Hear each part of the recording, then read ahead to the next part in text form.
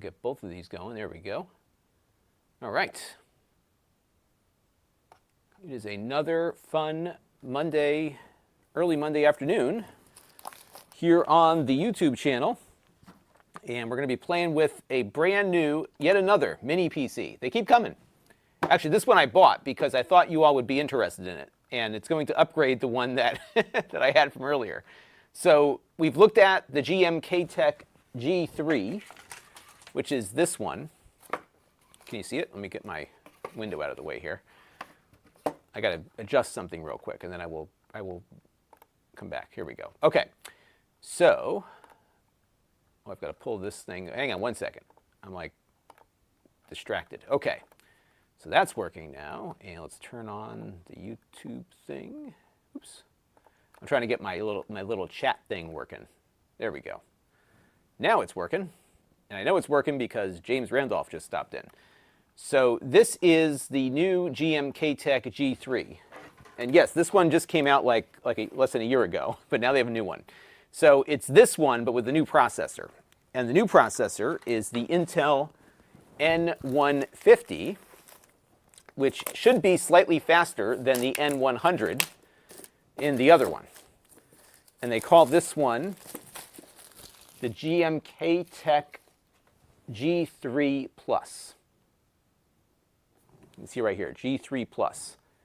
So this one's got 16 gigs of RAM and 512 gigabytes of storage. And although it looks like it comes from Italy, it's from China. Fragile. A little Christmas humor there. And it will run Linux. Yes, before we're done today, we'll put Linux on it. So I actually have my other one dual booting because there's 2 drive slots on it. So it's pretty flexible like that. All right, so why don't we open it up, and we will see what awaits us inside. Now, if you're watching the Amazon stream, I have another one from B-Link that has the same processor that should perform the same. And the reason I did that is that it looks like this one may not get to you before Christmas. And if you are like a retro game fan, these things are awesome for that. So it looks and feels pretty much the same as the other one, as you can see. Just the sticker is different. And I think on the bottom it says plus versus not plus. And I don't expect this to be really any different at all. Besides the fact that it should be a little faster. And if we can pop the hood on this thing, what you can see inside is what we've got for RAM. So this has DDR4 3200 RAM. I think that's what the other one has. I think my other one had a better quality RAM manufacturer. Let's see what the other one's got. So this one, yeah, this one had, maybe not. So it's Air Disk versus Wooposit. Although they did have a Mason Semiconductor hard drive, which I think is made by SK. Yes, RetroBat is awesome. We're going to run it on this in a little bit. It's really good stuff, isn't it? And what's fun about these retro things is that you end up like actually playing the games more than you were before. Now you will notice on here too, and we're going to populate this slot a little later, there is a second drive slot here. Now this though is not NVMe compatible, so you have to put in a mSATA drive. A 2242 will fit in there. So if you're going to dual boot, make sure you get one of those. And in the Amazon link, I have that designated, so you can find one that's compatible. And they're dirt cheap. So like there's a Transcend 512 for like 50 bucks. But what's great about these things is that you could get like a Raspberry Pi 5. This is immensely more powerful. In fact, this one will be more powerful than the N100 we looked at recently. And the other thing that's neat about it is that you get the whole computer. So you get Windows, you can dual boot to Linux, you can pretty much do anything you want with it. They're great little servers too, believe it or not. All right, let's open this up here. Let's see what else we've got in the box. I expect we will see some cables. Yep, so we have a VESA mount for mounting it on the back of a monitor. And we get an HDMI cable. You don't get that with your Mac Mini. How about that? And then on the other one here, let's see what's on this side. We have our power supply. This is a 12-volt, 3-amp power supply at 36 watts. And the other one, I think it's probably running off the same power supply. So it looks different, but I think the voltage and amperage are the same. Let's see, wattage. So the other one is, yeah, 12 volts, 3 amps. So they're exactly the same power supply. That's it. So what we're going to do is we're going to boot it up. We'll get Windows going first. We'll run our benchmark, and then we will do some other stuff with it. How's that sound, everybody? And I'm going to plug this into my kilowatt so we can get some power readings on it in a little bit.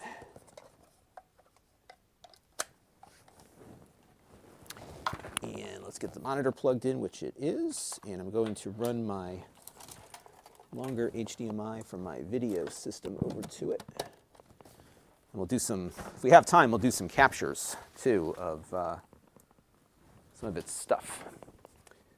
I'm just going to unplug this and put this in here. And this will do 2.5 gigabit Ethernet also, so we'll do a test of that as well. So we got that going. There we go. Got my trusty keyboard here. Now, it doesn't come with a keyboard. That's the only thing it doesn't come with, or a mouse. But you probably got those lying around. By the way, there are 2 USB ports on the front, same as the other one, along with 2 on the back. But no USB-C. And we've got the power hooked up, so we'll connect the power cable. The power cable feels a little more robust than the other one does. And I think we're good to go. Let's fire her up here and see what we get. All right, off and running here.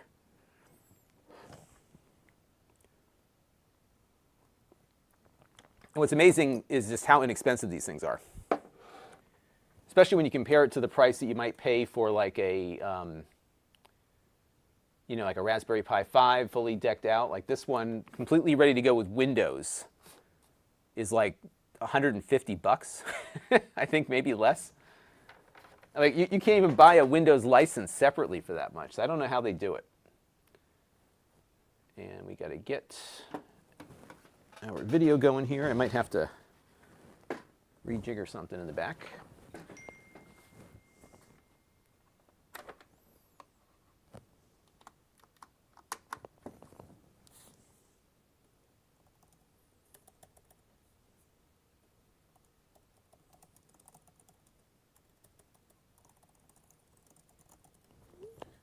Let's see here. It's making me look bad. Although I think I just got to reset something. Sometimes with this thing too, like when it first comes up, it doesn't load up right away. But I'm going to cycle power to my video input device here. And if worse comes to worse, I'll plug it in directly. I just wanted to reserve the ability to do some captures on it in a little bit.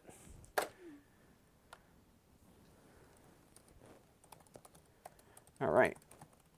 Wait 1 second here. Okay, there we go. So we are ready to go. And this is like your standard Windows introduction screen here.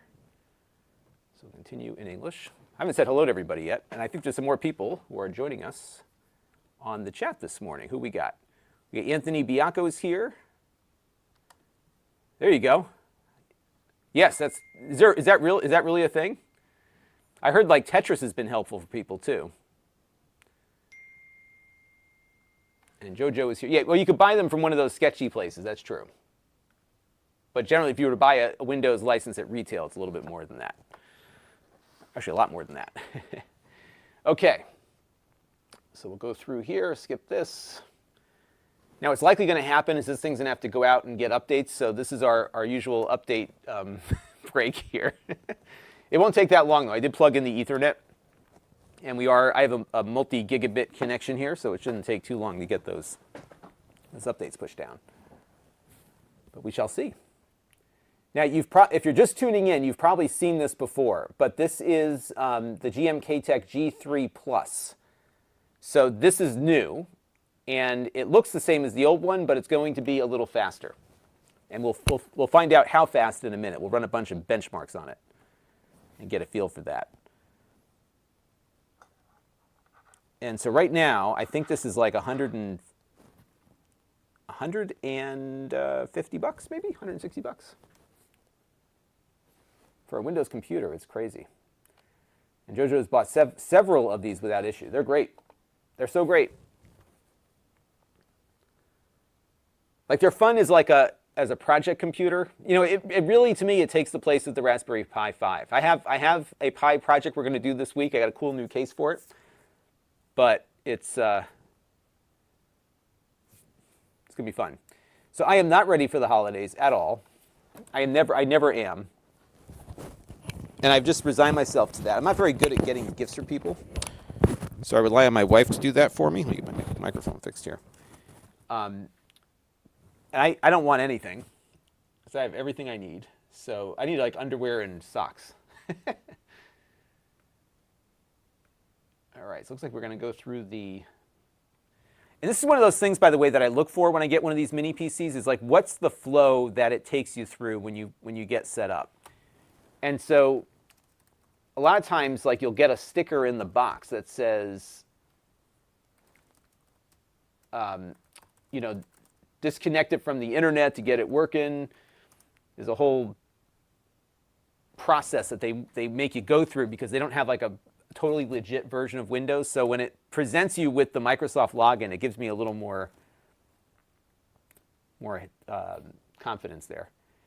Hey, Trent, did the computer ever show up? Let me know.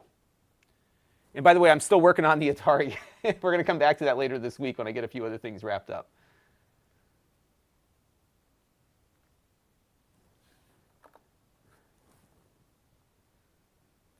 Yeah, the LAN is 2.5 on this.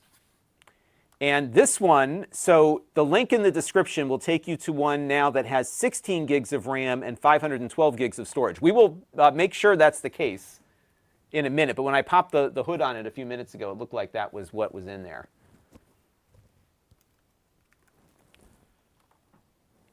All right, we're just getting set up here. All right, it's getting there.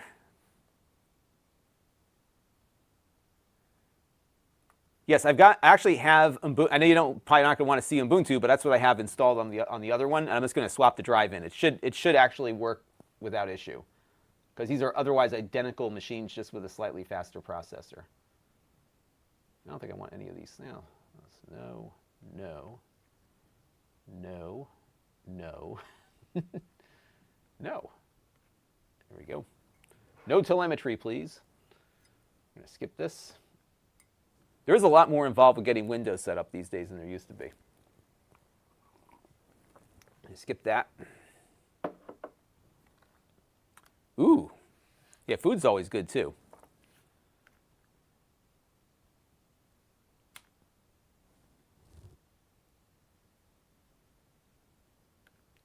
All right, we're almost there. Game Pass really went up in price, didn't it? I think I'm paying like $20 a month for it now. I play just enough on Game Pass that it makes it worth it. You know, like the new Indiana Jones game, which I haven't played yet. I did install it on my Xbox. All right. Update is in progress. Oh, here we go.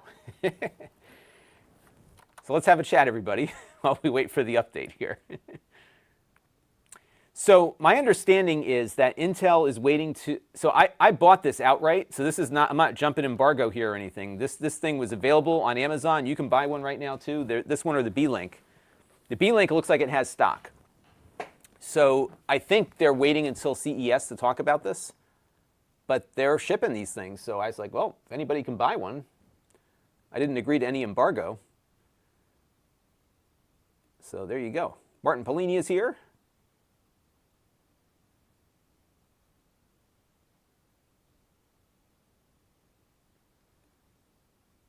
Ouch. That's not good.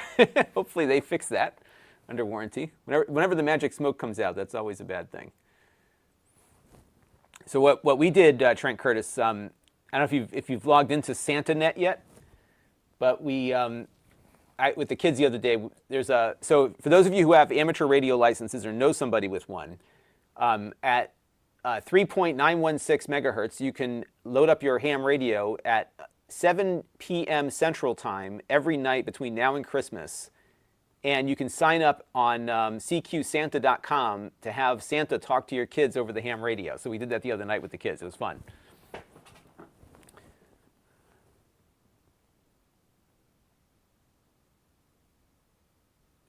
It's always good when the warranty covers the magic smoke.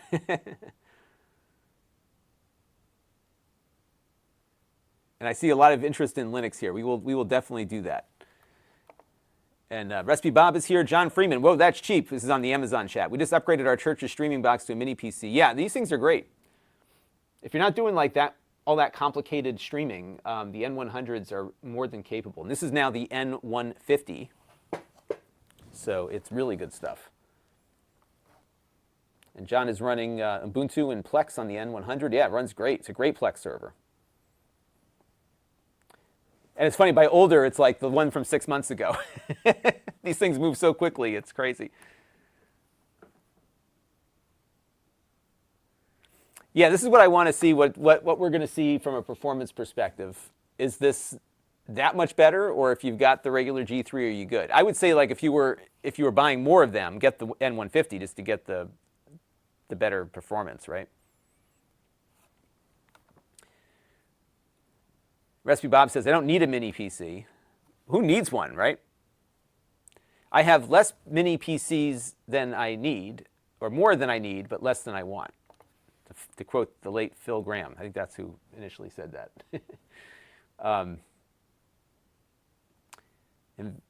Hey, Vincent Liviotti's here. Got the N100 on Black Friday. Good to see you again. Yeah, it's a great little media. It's so good for so much stuff. They're so fun. Yeah, we did that the other. Actually, my nephews are coming up, so we're going to do it with them on Christmas Eve, I think, or the day before Christmas Eve. We do a Festivus dinner here on the 23rd. So that's what we're going to do. Chinese food on Festivus. Yeah, I can find, like, this is like probably the best, most affordable Plex server you'll ever get. And I don't think this is going to be any more powerful for Plex serving, because this is mostly on the hardware encoder side.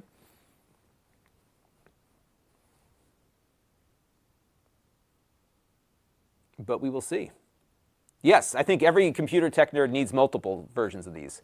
Like I said, I think these have really, like, replaced, for me at least, this is like the new way to look at a Raspberry Pi type computer, because what's nice about them is that, first of all, you can dual boot. You have the NVMe and the mSATA, which we'll look at in a minute. And what's also nice about them is that they're incredibly powerful, like so much more powerful than what you get out of a Raspberry Pi. And you minus the keyboard and mouse, you get everything else you need to get started with this. Because on the Raspberry Pi, you got to buy a case, you got to get the power supply. Here you've got the case, the power supply, a full licensed version of Windows 11 Pro, 2.5 gig Ethernet, 2 HDMI outputs, 4 USB ports. It's ready to go. It's a little computer. And it runs Linux great. So it is really good stuff.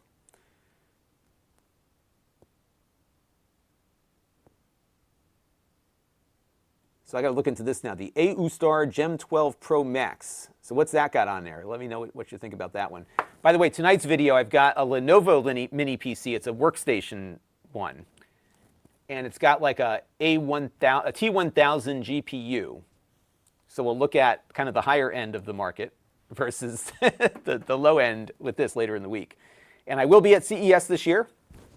I'm not sure how long I'm staying. I'm gonna do the pre-events. So what I've been doing over the years, because if I were to do the whole show, it'd be a week. Because the show starts on, I think, Thursday morning. Let me look at the dates again.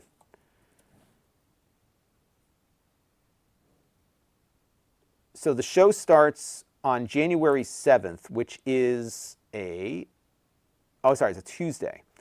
Right, so the show starts on Tuesday. So I come in and I do Unveiled on Sunday night the 4th. I do PepCom on the 5th. and then I do showstoppers on the 6th. And I think I'm leaving that next day in the evening. I may stay an extra day and do a day on the floor. What I found is like the pre-events are actually so much better for my coverage than all the other stuff.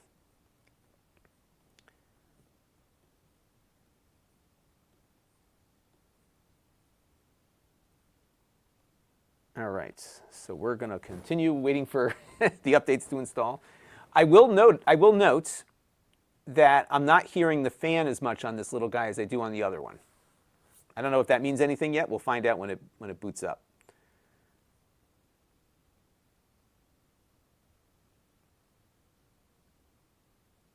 Yeah, actually the computer is cheaper than a lot of you. It's certainly cheaper than a Thunderbolt dock, which doesn't get you anything but a bunch of ports, right? Like here you get the whole darn computer. It's amazing. I just don't understand how these things can be so cheap. And you know what? We know that Intel could do more than this. It's just they're holding back because like they don't want to cannibalize their more expensive, more profitable products. But yeah, these things like really sip power. That's why they're great for like Plex servers, especially a server you're not going to hit all that often. So right now, as we're installing Windows on it, let's take a look at the kilowatt. So right now, it's drawing about 20 watts. It's fluctuating based on what it's doing. But when it's sitting idle, it's like 6 or 7. It's like almost next to nothing.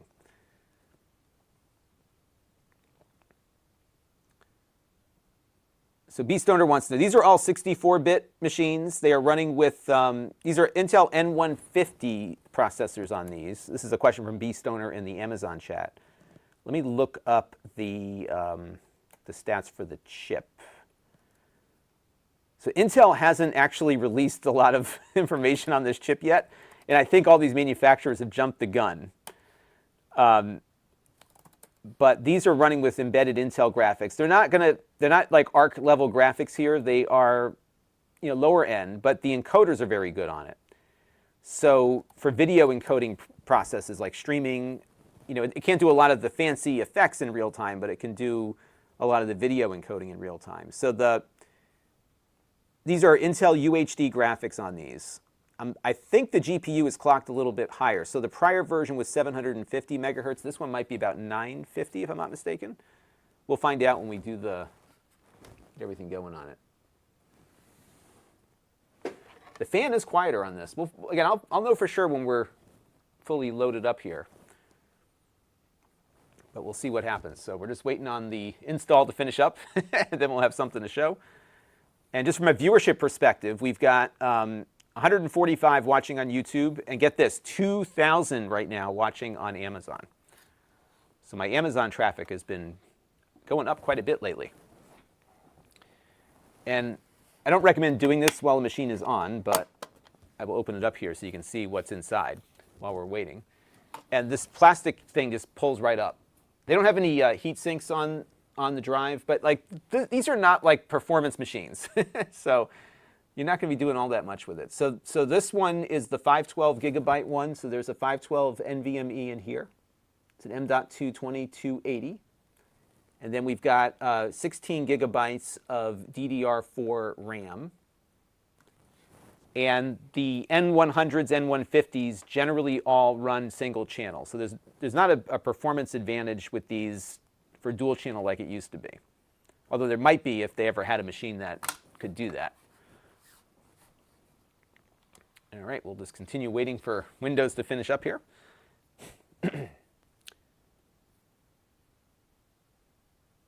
Yeah, I've been getting a lot of that YouTube doesn't send the notifications, but Amazon does. I've heard from a few people about that. And unless you've clicked the bell on my channel, YouTube may not recommend this to you, because that's how they roll. Flood of Sins is here. John says it runs Linux better than Windows. I'd probably agree with that. I agree. Is a Dell Inspire. Dells are pretty good. I mean, if they have support behind them. I've had Dells over the years. I haven't had any concerns with Dell. And since Dell went private, remember they were a public company, they went private.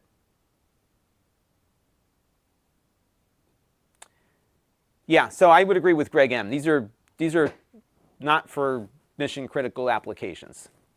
Although the Gmktec I found to be a pretty high quality machine. So like B-Link, Gmktec, Minisforum, Minix, all pretty good platforms. But yeah, I would not run your business off of something like this because you want support. You need somebody local.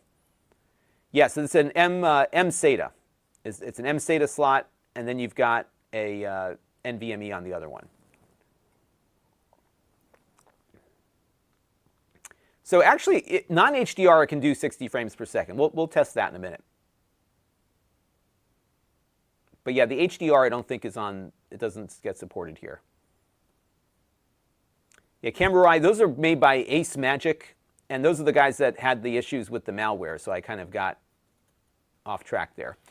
B-Stoner wants to know, is the storage expandable? Yes, so you could swap out the NVMe, and you can put in a another one of those, but there's also an M2 SATA, and we'll look at that also. And as you saw, as I just took it apart, there's only one SODIMM slot. As far as virtualization, I don't know if it supports that. Let me look and see. I'm doing a quick search here. Oh, it does support hardware virtualization, specifically VTX and VTD. So it can handle that. So it might be a fun toy for Docker and Kubernetes and whatever. I do run a lot of Docker containers on these things, and they run great.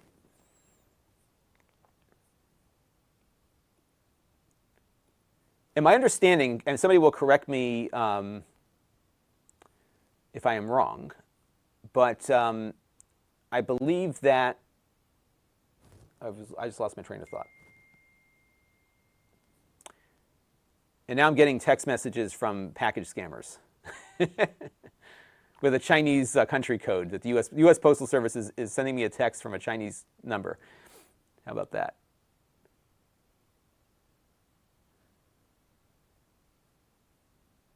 All right, we're almost there.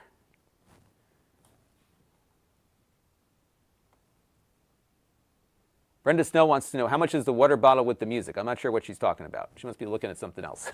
You know what happens on Amazon with the chat here is that they embed me in like product categories. And so people come in and they think that I work for Amazon. So I get like questions about like customer service issues and other things. I don't know what the water bottle with the music is, but it sounds interesting. My kids like music, so. Grish has been, this might help B-Stoner. Grish uses these with Proxmox, and it works great with containers. So I think for virtualization, it might have some good use cases there.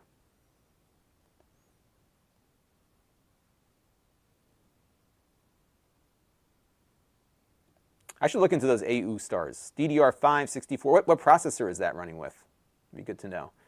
Yes, 2.5 gigabit Ethernet.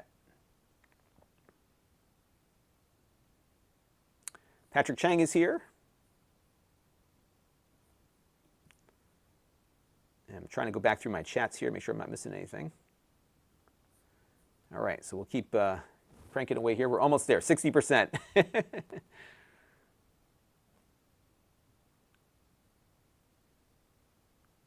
So I saw something on Reddit the other day about, there was a company that was like an eBay seller. Total scam, it looks like, because they were sending people FedEx photos of delivery or sending people tracking numbers for other people's packages or something, or packages that had been delivered somewhere else that have a picture and it looked like it went to the wrong address. And if you go in and look at their feedback, like comment after comment about how the package went to the wrong address. But also what happens this time of year, especially where I live, is that FedEx contracts out their entire ground operation to individual contractor companies who in turn hire seasonal labor. And so they're not familiar with the area. So on my local Facebook groups, like every day, somebody puts a picture up like, hey, does anyone recognize this doorstep? They got my package. And what's even more complicated where I live, my town has 3 different zip codes for a town of like 7,000 people. So it gets really confusing.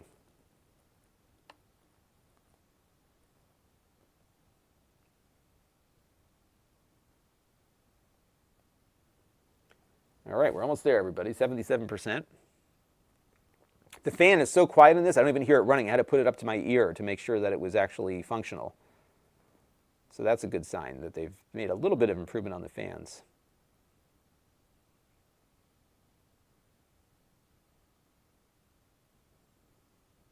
That should be a pretty decent machine with the DDR5. That's similar to what we looked at from B-Link. And so Gmktec and B-Link both have similar machines like that. I think they both had DDR5 RAM too. Check out my reviews. I can't remember, but I'm pretty sure those did.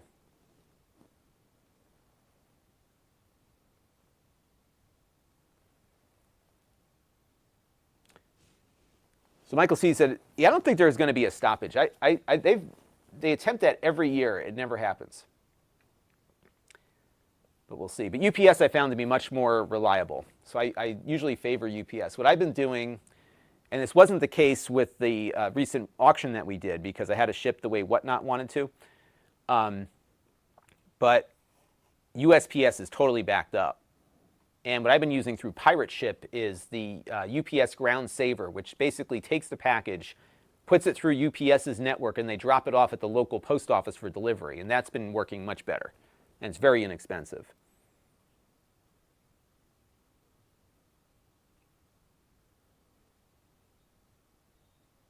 And the Porch Pirates are out too. Yeah, I have all of my stuff delivered to a, we have like a local mailbox place, and the stuff gets delivered there. But I still had one package go missing. We never figured out what happened. It was weird. The UPS driver checked it in at the neighboring location to where I typically get my packages. It was a weird scenario, but UPS covered it. All right, here we go. We are booting up. Nope, spoke too soon. 35% of the way there. All right. And we'll let the thing settle down. First thing we're gonna do is we're gonna put Steam on here. We're gonna run my 3D Mark benchmark, and we'll see how it handles that. Yes, Beast Owner. I don't want to speak incorrectly here, but I think, let me see what the max RAM is on these things. I think it might be possible to go to 30. No, I'm sorry. Max memory is still 16 gigs. Yeah, 16 gigs is as much as you can get, but you can do a lot with 16 gigs on a Linux Proxmox Docker deal. All right, here we go. We are logging in. Hi. This screen always creeps me out. It's like we're getting things ready for you. We're not going to tell you what those things are, but we're doing things in the background that might take a few minutes.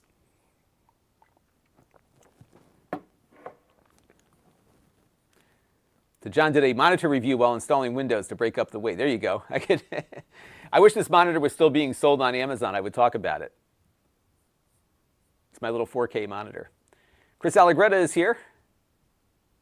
Yeah, don't you worry. We got you all under control. Yeah, I need to experiment with, what is it, Bazite? Is that what the one that gets you Steam OS? Yeah, trust me, bro.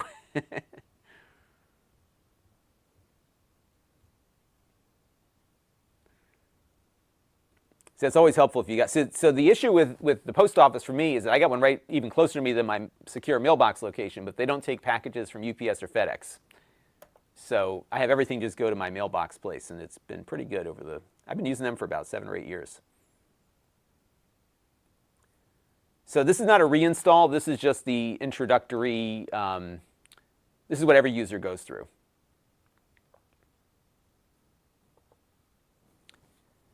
So if you were a consumer buying this, this is what the experience would be when you get it.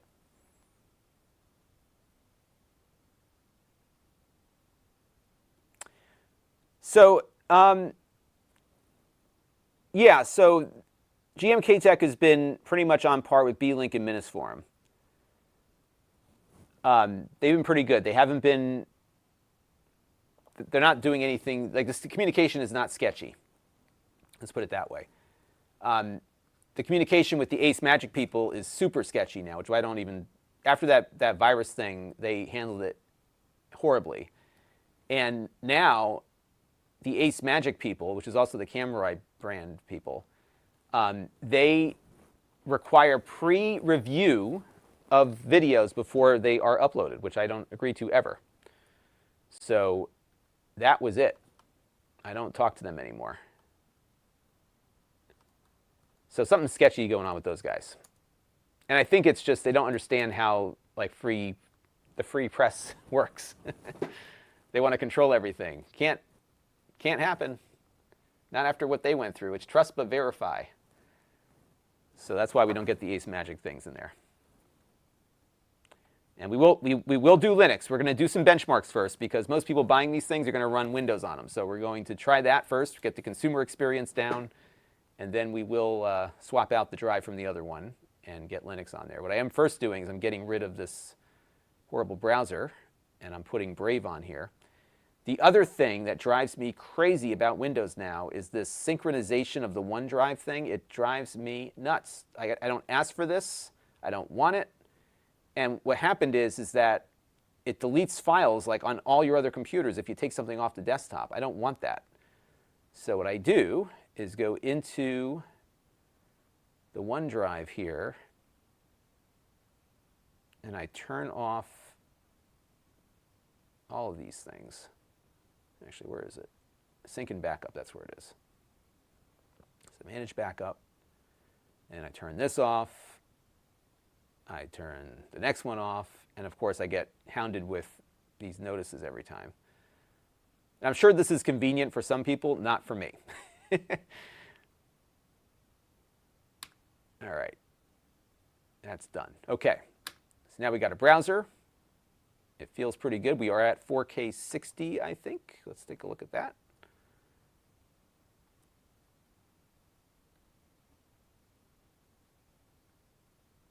Yep, 60 hertz, 4K.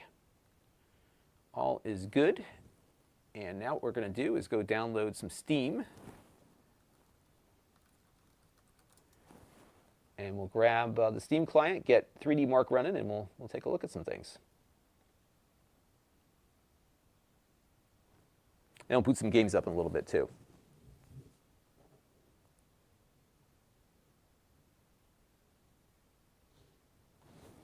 And yeah, I mean, to some degree, it's always good just if you really want to be careful, just wipe them out and start from scratch. But for me, I like to, what I'll do later is I'll run some security checks on this to make sure that we're on the up and up. But so far, so good here. All right, so we'll get our Steam installation going. It feels pretty zippy. And I can't say it feels any faster than the other one, but what impressed me about the other one was how nice the experience was. You know, on these older, super cheap mini PCs, you felt like you were compromising performance to some degree or another. Here, I don't feel that way, nor with the other one.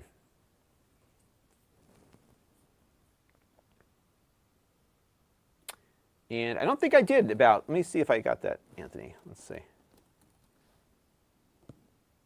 Oh, you know what? I missed your email, but now I'm looking at it.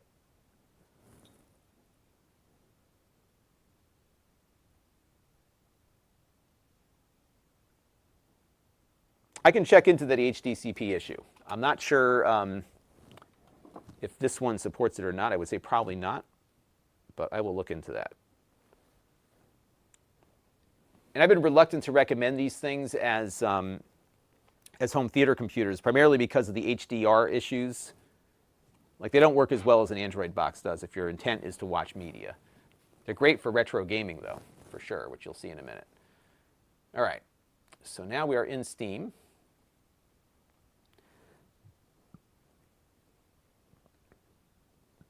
Here we go. Here's sales. Now I'm gonna go and look at the sales, and I'm going to buy stuff that I'm never going to play, because that's how I roll. All right. So why don't we go and just download. I'm just going to download 3D Mark. See how well the Ethernet's working on this sucker.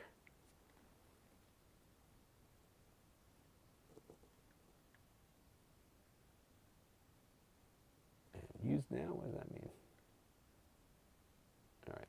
Use now is now the new download, apparently. Okay, so we're going to start the download process.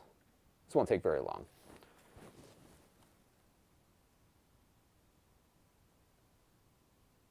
So we're downloading 884 megabytes, and it should just take a second.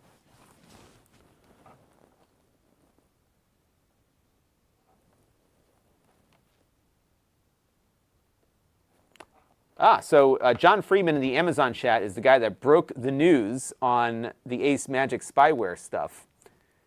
So he's using an AMD 8945H-based machine for his church.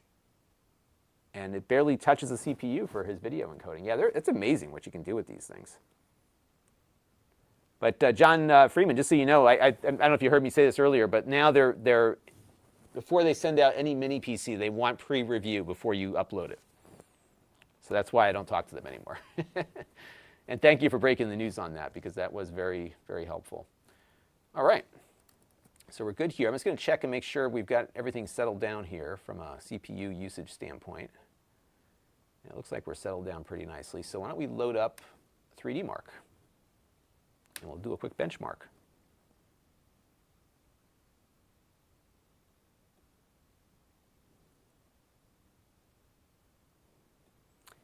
And John says they're begging him to take the, yeah, assuming they don't have a concept of like what free speech is about. And you know what? The better way to handle this is like how most reputable companies handle it, which is fix the problem, have a big discussion with creators who are concerned about how they rectified the issue, what steps they took to remediate the process, how it got started in the first place. It's pretty simple. But you know, I've seen this over the years with some of these companies from China. It's that this concept of journalism and speaking truth to power is kind of lost, right? So they, you know, culturally, I just think they have a hard time getting their heads around having to communicate in a society that doesn't that has some expectation of accountability, right? Let's see what's going on here. Looks like, yeah, this usually on the first launch, it takes a while for it to do whatever the heck it's doing. It installs its frameworks and all that other nonsense. So,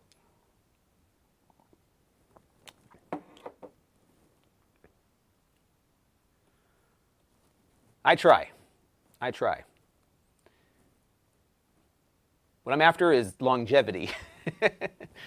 You can make a lot of money real quick if you don't have integrity, but it doesn't last very long.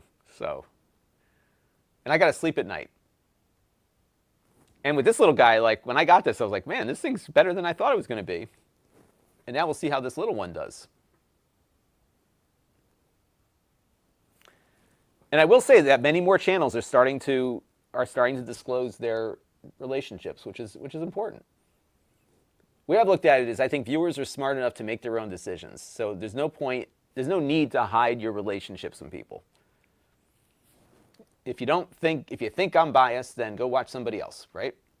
I'm going to tell you what the relationship is. But this one, by the way, I bought this one. So this one, they did send me the other ones, but this one I paid for with my own funds. And I did that because I think Intel doesn't want them marketing this until after CES.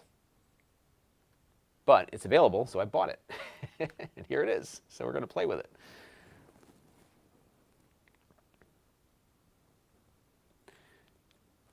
Yeah, that's like the trick with the drone thing, right? It's like, I kind of want a few drones. I want to go up there and look for stuff. Or we've got like some catastrophe happen. Like it's one of three things. This is what's crazy about this situation. It's either the U.S. government doing it, which is fine, but what are they looking for? A foreign entity, that's not so good. Or 3, aliens. Or it could be the U.S. government looking for aliens. I think that's the highly unlikely scenario. But I will say, I think I saw one of them the other night because I'm in Connecticut, but there was a few spotted in. The problem is everything people see now is a low-flying aircraft. They think it's a drone. But this one in particular was interesting because it was hovering for a little bit, and then it kind of moved at a slow rate of speed over my car. It had all the right FAA lights on it, but it had like these wingtip landing lights. Usually you put strobes on the end, but these were like just illuminating very bright on the wingtips of whatever this thing was. And it flew over my car. Underneath it, it had the red and green in the right spot. And when after I got home, I had some video from my Tesla cam. You can see it on X. I uploaded it. when I got home, I looked at the, I don't think it was UFO, by the way, I think it was a drone of some kind, but I looked up on the ADS-B data, and there was a military helicopter about 12 miles away going up the Connecticut River from where I was. But at that time, for me to have seen it at that height in the sky, it was not possible, because the helicopter would have been about 1% on the horizon, or less than 1% on the horizon. But my flight instructor told me that a lot of times, if the plane is flying really low, it may not get picked up by some of the ADS-B receiving stations that send data to those websites. And I looked it up on ADS-B Exchange, and it wasn't there. But it's possible that it was just flying too low for its transponder to get picked up. And also, transponders are optional in the airspace above where I was. And also, she mentioned that when you are low altitude at night, the more lights, the better. So it could very well have just been an airplane. Yeah, I'm okay with Take Me With You. I'm not okay with getting vaporized or becoming part of like their intergalactic slave trade or whatever, right? Like, the Take Me With Me is okay, provided as when we get there, I'm not going to be eaten. But actually, I don't use FlightAware for this stuff. I use ADS-B Exchange, because FlightAware and Flight Radar 24, they do filter out aircraft that don't want to be included in that mix. But ADS-B Exchange will give you everything. So that's the one that I use. And one other thing you could do, if you're really into this thing, like if I lived in New Jersey right now, what I would be doing is I would set up my RTL SDR with an antenna here, and I would see what I'm picking up as they fly over. Because if you can run your own station, you'll pick up whatever your antenna on the ground is getting. So if you had a low-flying drone that can't reach whatever stations those flight tracking sites are using, you do have some way to pick it up. All right, now this is going to look like very poor performance, and that's because this is like a gaming demo running on a really cheap computer. So right now I'm pulling about 25 watts, 27 watts. So yeah, about 22 to 25 is what I would say is running under load. And that's like under full load, is you're not going north of like 25 watts. Isn't that crazy? Yeah, 22, 21, 21, 20.9, 27 right there, 33, 29, 26. Yeah, so I think we're averaging about 25 watts is what I would say.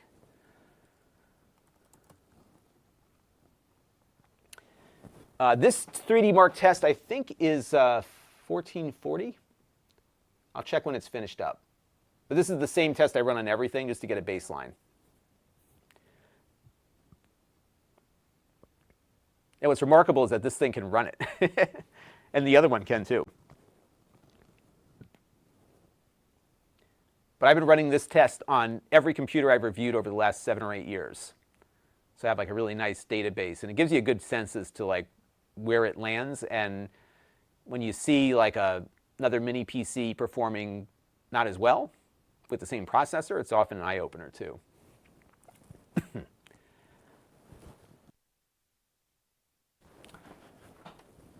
right, let's go pull up some notes on this one here.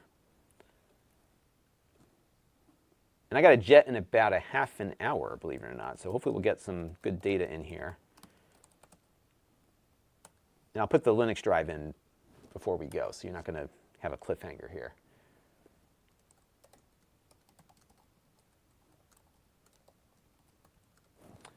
All right, so now we're getting into that. I ran the demo first, so we'll see what we get with the test results here. We should see a slightly better score than the G3. So if I go back and look at the Gmktec G3, the score that it got on this same test was 369. So we should see a slightly better outcome here.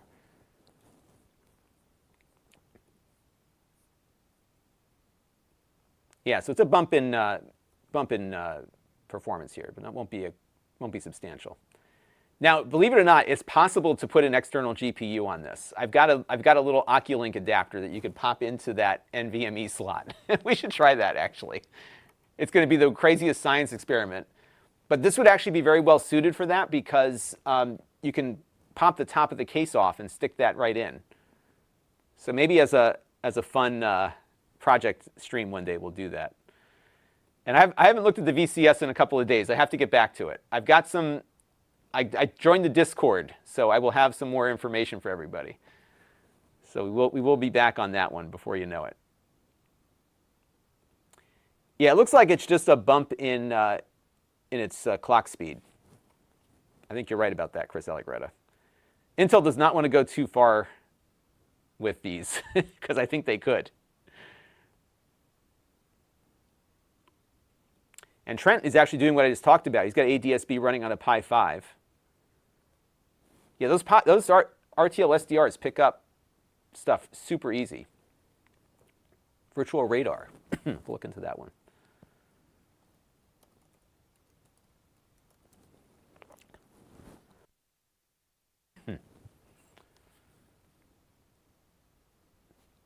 See, now I'm going to have a whole new project to do tonight. I'm going to have to set this up now.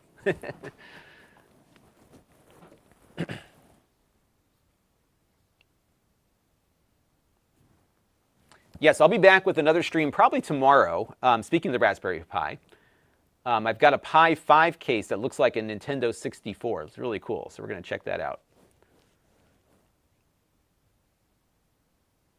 So John Freeman says that we're seeing a 10% uplift over the N100 in unconfirmed reports. So if we see about 10% here, I think it'll probably line up. Yeah, so it's probably not a huge upgrade. And certainly not any more cores. It's still quad-core processor here.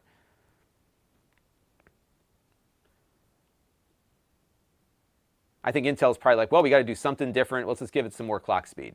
But we'll leave it the same.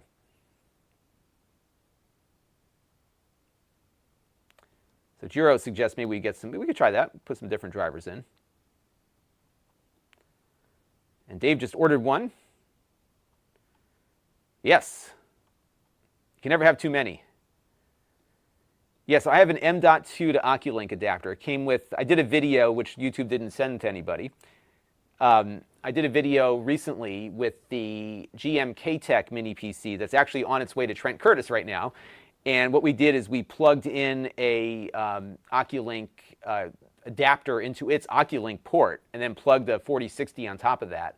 However, additionally, the little connector thing that I got for it comes with an M.2 adapter. And this would really work well for that because you can just pop the top of the case up and stick that in. So I may do that with this because I think it'd be kind of a fun experiment.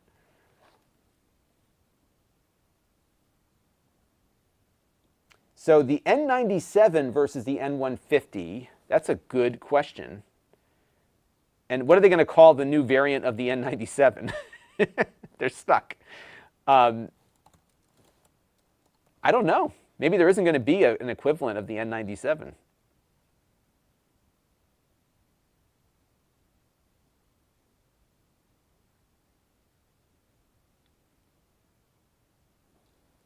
Yeah, I mean the N97 has improved clock speed, so I wonder what the difference is going to be. And what are they going to call it? Maybe they'll call this the N175. Because remember, the N97 was a little better performing than the N100, which confused a lot of people, myself included. I have not bought a Jet. I need a few more million subscribers for the Jet. Maybe we'll make that my goal, that if you can all subscribe and send me $100 a month, I will buy a Jet.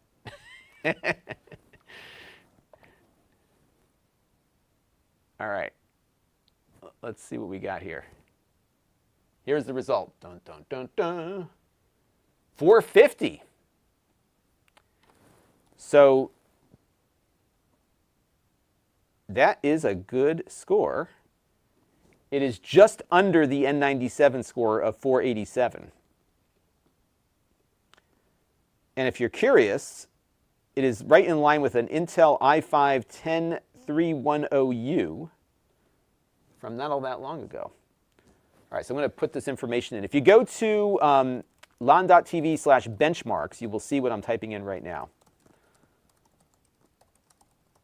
All right, so we got a score of 450. And the big thing is the FPS numbers on the thing here. So it's 2.5 FPS for the first test, 2.34 FPS for the second test, and 7.24 FPS on the third test. And that lines up pretty much, yeah, it's a slight improvement, but not significant versus the other one. So if you're looking on the spreadsheet, I see a couple of you just popped in, the tabs on the bottom will take you to 3D Mark Time Spy DX12 at the bottom, and you'll see the results of every computer I've looked at that could run this test, which is it's becoming quite a long list. So I'm just going to paste this into my cheat sheet for the video I'll be doing later on. And we don't have a lot of time, so I'm going to speed it up a little bit here. And I will do some more gaming on it later. What I will do briefly is we'll pop in my drive here with so this is my drive that runs RetroBat, and we'll see how it handles some PS2 gaming. How about that? Get my controller going here. We'll give the Bluetooth a workout as well. And then we'll put the Linux drive in and make sure it boots Linux, which I'm sure it will. And I'll do a few other tests on it too when I get some time here. I just have a call at 2:30 that I have to get on.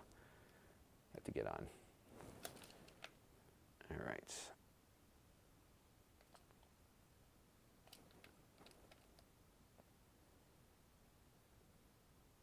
It's not a work call, though. It's a school board call. I've been on the school board for 20 years, and I'm involved with too much stuff. So we have our state school board association group that's talking. So, and I will check the drivers on this and see if the drivers make any difference. It might be a moderate, small difference, but I'm trying to get this into pairing mode here. Doesn't seem to want to. There it goes. Get this paired up. I figured I'll try the Bluetooth while we're at it. Make sure the Bluetooth works. And we should see 8BitDo showing up on the list here in a second. There it goes. Input, connecting. All right, ready to go. Okay. Now, if you've never seen RetroBat before, I did a video on this. It is so cool because you click on this, and then you get your emulators already configured. It's great. You have to set up your stuff. You got to put your things in or whatever, but it handles all the rest. It's kind of like Gmktec on the Steam Deck. That'd be kind of cool. I bet you could probably hook up a tiny secondary display to do something like that.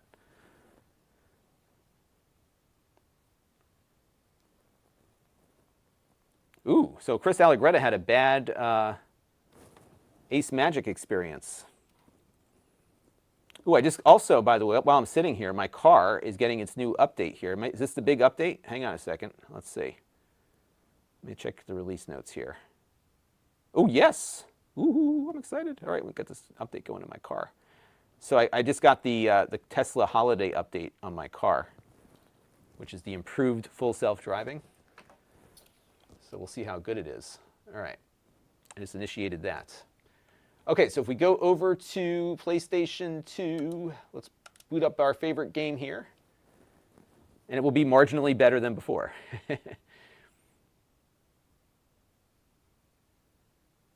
So I've looked at a bunch of Gmktec mini PCs with AMD processors just recently. My most recent one was the K8 Plus, which Trent will be getting in the mail and hopefully before the end of time. But I haven't seen not the ones with the 9th generation, the 9000 series AMD processors I haven't seen. And I haven't done much with XR. I've tried the XR stuff. I have not found one that I like. I did look at the Lenovo ones. I even went as far as getting my prescription dialed in for that. But I just haven't had a need to use those things. So maybe if I'm on a plane or something, it might be useful. So I may bring them with me on my next, maybe when I go to CES, I'll bring them with me on the plane to see if it is something that's enjoying to use while flying. But I've been very impressed with Gmktec overall. I think the prices on their machines are pretty good. You got to play the coupon nonsense when you're checking out, so that's the only thing that you have to be on the lookout for. And they're great Plex servers. All right, so we're going to do like 2 minutes of gaming here. I got to go, let me pull up I'm going to bring in the feed from this so that I can capture it.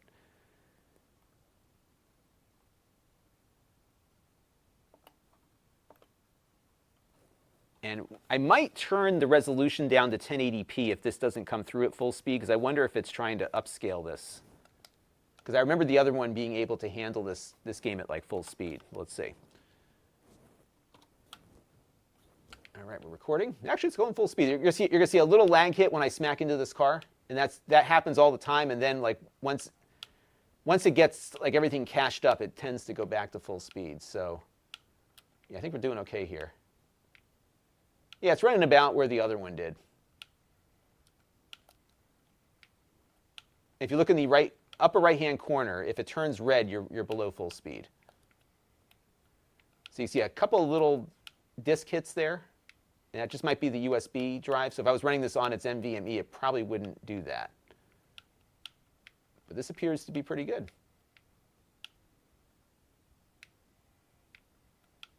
Yes, this is a PS2 game. We're running this at its native resolution, so I haven't done any of the fancy HD stuff.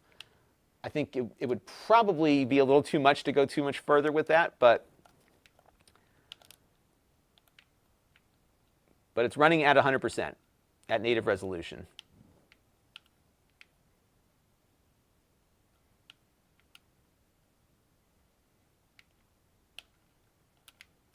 Pretty good for a PS2 game, right? Not bad. I love this game. I've yet to find, like, I played this game almost 20 years ago, and I've never played another driving game that I've liked since. It's like this is like the crowning achievement of arcade driving games for me. There's never been anything that I've wanted to play other than this. And I come back and play it all the time. I've been playing this game for 20 years, and I'm not sick of it. I don't even think I finished it yet. Yeah, I take breaks from it, obviously, but so I had it on the Xbox, the original Xbox, and then when the Xbox 360 came out, I got the 360 version that ran in HD. I played the you-know-what out of that. And then I think my original Xbox had the red ring of death. And I don't know what happened to the save game, so I started over again. So what I've been playing is, I've been playing this on my Steam Deck, just to get back into the swing of things there. So this thing is totally quiet, Trent. Like I can't, like it's a lot quieter. So that I would say the one improvement here, the fan noise is almost non-existent. So much so it almost sounds fanless until I hold it up to my ear and I hear the fan going. So I'm eager when I run the stress test on it later today. I'm eager to see if it's keeping the system cool. But so far, so good. All right, we're going to do a quick quit here, and hopefully within the next 10 minutes, I'll be able to get the Linux drive installed. So I'm going to turn this off. I'm going to shut her down. And what we're going to do is we're going to pull the Linux drive out of this one and put it in this one, after my updates are underway here. So here's the original version. Again, this is like almost identical hardware, so there's not much of a difference here. I got to go find my screwdrivers to get at the drive here. So we're going to take this drive, stick it in that one. And then we're going to boot up Ubuntu, make sure it all works. And then I got to go. Let me grab my screwdriver set here.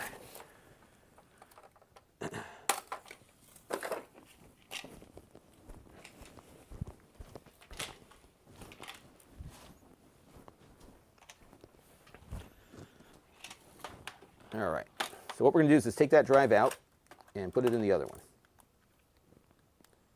And I already have Ubuntu pre-installed on here from a prior string of reviews. It's too big of a bit.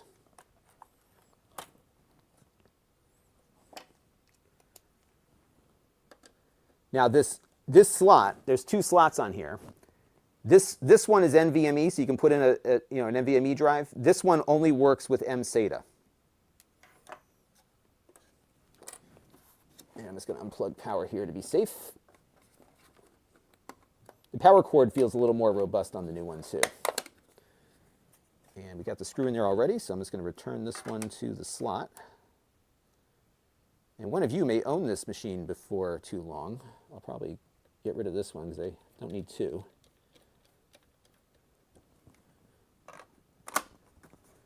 All right, and we're going to stick this one in here.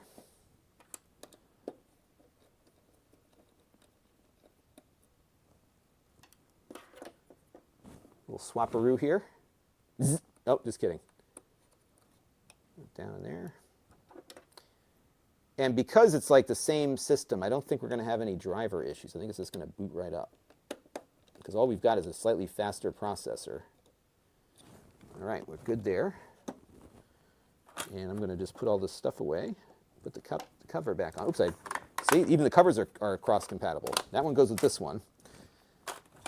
And this one goes with that one. All right.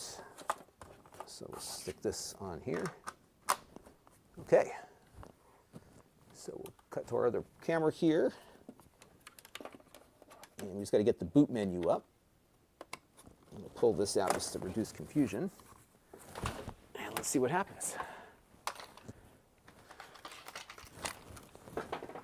Okay.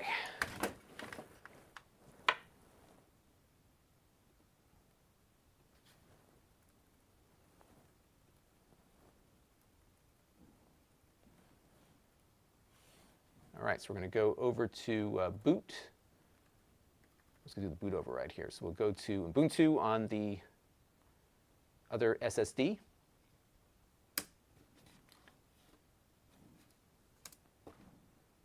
Like I said, I don't think we're going to have any compatibility issues here. We shall see, though. If we do, I may have to reinstall it, but let's see. I was hoping to see something on the screen here by now, but maybe we got to reinstall it anyhow. I don't know. Maybe one of you Linux experts can tell me what I'm doing wrong. Oh, there it goes. Okay. I just didn't see the little screen when it came up.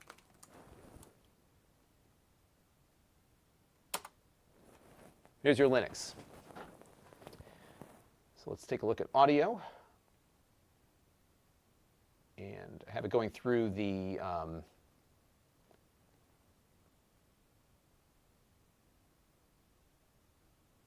so the SPD, oh, that's SPDF on there, huh? Let's see. Here, let's turn the audio on here, see if we hear anything beeping.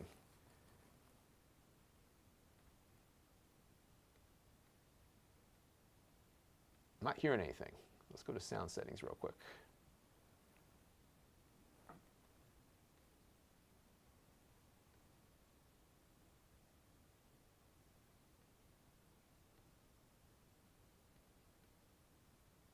Well, that I got to play around with. That's probably not an issue. It could just be how I'm capturing right now. But let's take a look at the display settings. We'll get that figured out. So let's go up to, it's not letting me change the display settings either.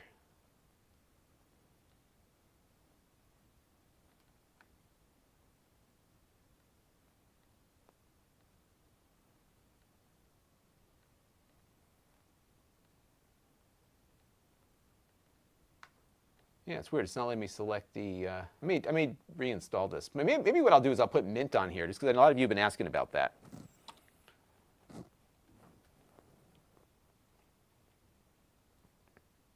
But it did boot up just fine here, and I can load up everything. So if we go to Firefox, for example, you're getting a few little video glitches here too. So yeah, I think I might want to reinstall Linux on here.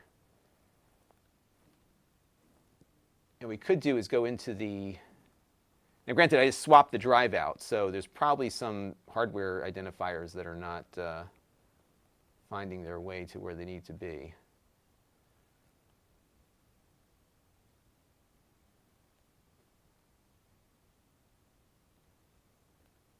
Yeah, I think I'll do a reinstall before we go too much further with that.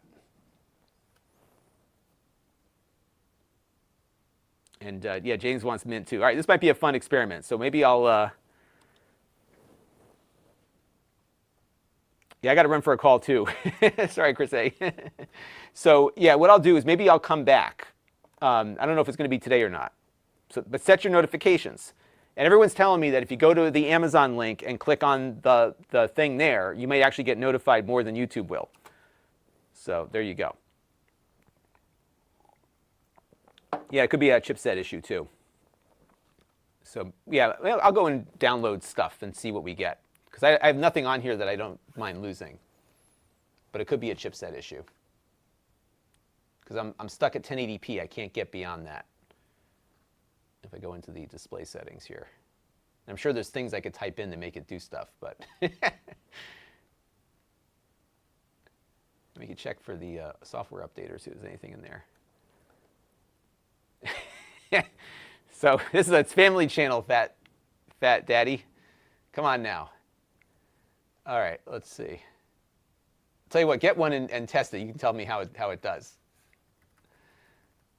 Yeah, it looks like a bunch of updates are here. Let's see. System components have 22 updates. I'm just going to do the system components here and see if that gives us any kind of improvement here.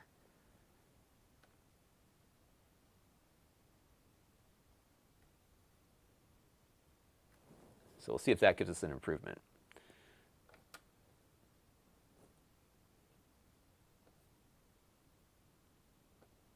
I'm with you, Michael G, about physical media. Michael C. Yeah, we don't actually buy anything, do we?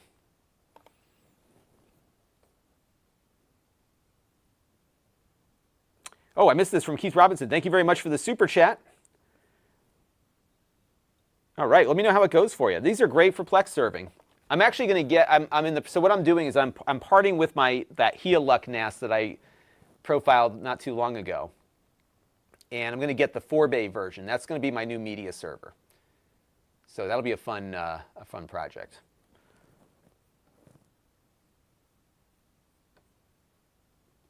So we just ran some benchmarks, and it looks like the N97 is just slightly better than the N150, but not quite.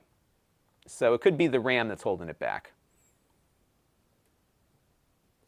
So, and Fat Daddy, it's okay. I know what you're doing. We have very good senses of humor around here most of the time. All right. Well, I'm going to. I got to run. I got to get on this call. But what we're going to do is I'm going to put Linux Mint on here because everybody keeps telling me to try Mint. So that's what we're going to do. We're going to put Mint on here, and that'll be our Linux demonstration. But it could just be that the chipset is so new. And it really is. Like, it just came out this week. And I don't think they're supposed to be selling this before Intel announces it. But it's here. It exists. I bought it. I bought this one. So there you go. All right. Yes, LG did stop making Blu-ray players. Yeah, they're slowly. It's not good. Like, people aren't buying this stuff, and that's part of the problem. Although, get this. There's go on YouTube after I go away. Go on YouTube and look up this video of the Crystal Mall in Connecticut. That's the mall that I used to go to when I was a kid.